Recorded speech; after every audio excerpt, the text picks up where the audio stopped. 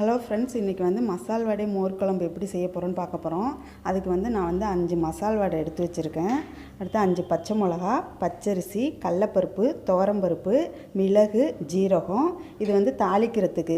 அதுக்கு பட்டை மிளகா, பெருங்காயம், கடுகு, கருவேப்பிலை, மோர், மஞ்சத்தூள். இப்போ இந்த பச்சரிசி, கடலப்பருப்பு, துவரம்பருப்பு இதை அரை மணி நேரத்துக்கு முன்னாடியே ஊற வச்சுருங்க.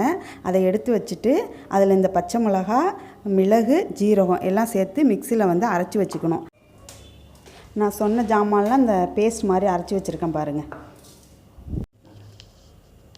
கடாய் வச்சு இப்போ எண்ணெயை ஊற்றியாச்சு. எண்ணெய் காஞ்ச பிறகு பெருங்காயம், பட்டை மிளகா நல்லா வெடிக்கட்டும். பட்டை மிளகா, பெருங்காயத்தூள் வேணாலும் போட்டுக்கலாம். கடுகு, கருவேப்பிலை நல்லா பொரிஞ்ச பிறகு நம்ம பேஸ்ட் அரைச்சி வச்சுருக்கோம்ல, அதில் கொஞ்சம் தண்ணியை ஊற்றி நல்லா கலந்து ஊற்றணும். கொஞ்சம் மஞ்சத்தூள்.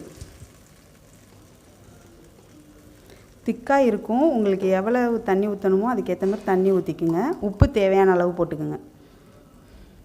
அந்த பச்சை வாசனை போகிற வரைக்கும் அதை வதக்கணும்.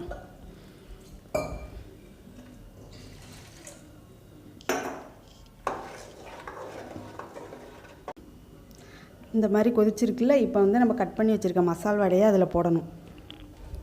வெண்டைக்காய், பூசணிக்காய் அதெல்லாம் கூட செஞ்சு மோர் குழம்பு வைக்கலாம்.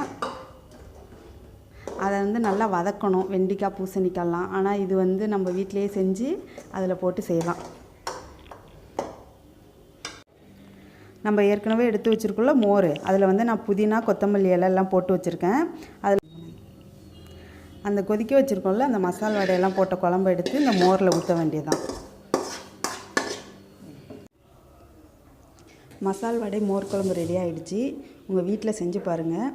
உங்களுக்கு பிடிச்சிருந்துச்சுன்னா எங்களோட சேனலுக்கு நீங்கள் லைக் பண்ணுங்கள், கமெண்ட் பண்ணுங்கள், ஷேர் பண்ணுங்கள், சப்ஸ்கிரைப் பண்ணுங்கள். பக்கத்தில் உள்ள பெல் பட்டனை கிளிக் பண்ணுங்கள்.